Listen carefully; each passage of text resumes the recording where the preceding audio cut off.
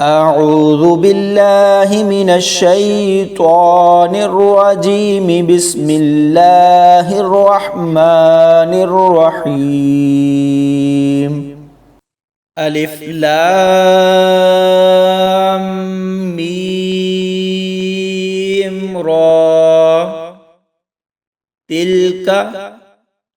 آيات الكتاب والذي أنزل إليك من ربك الحق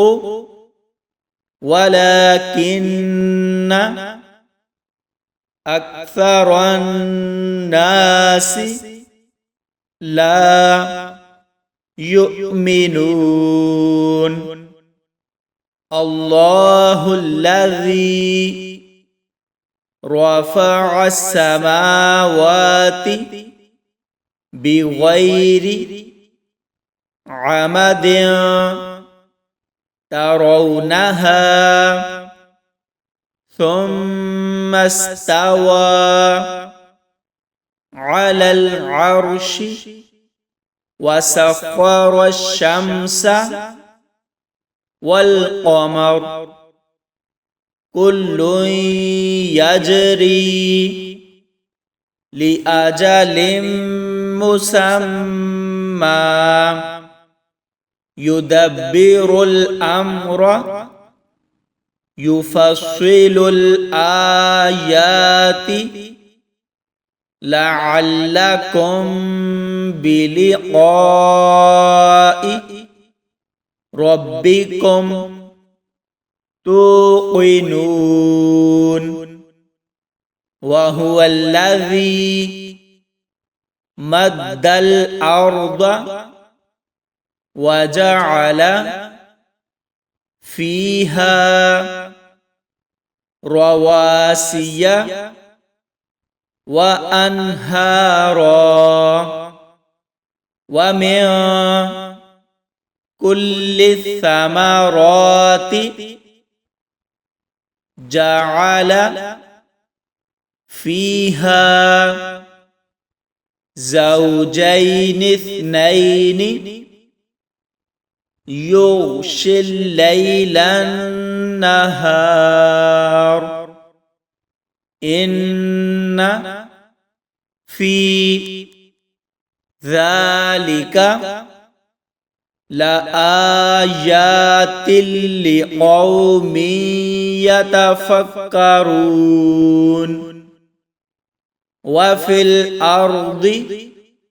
قطع متجاورات وجنات من أعناب وزرع ونخيل صنوان وغير صنوان يسقى بماء واحد ونفضل بعضها على بعض في الأكل إن في ذلك لآيات لقوم يعقلون وإن تعجب فعجب قولهم أإذا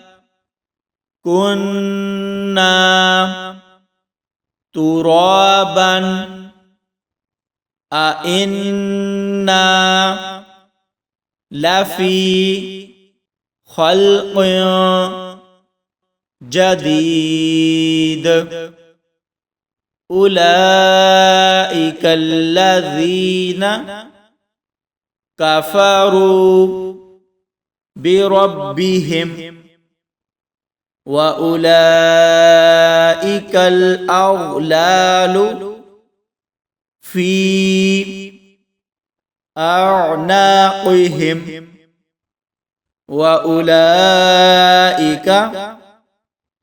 أصحاب النار هم فيها خالدون ويستعجلونك بالسيئة قبل الحسنة وقد خلت من قبلهم المثلات وإن ربك لذو مغفرة للناس على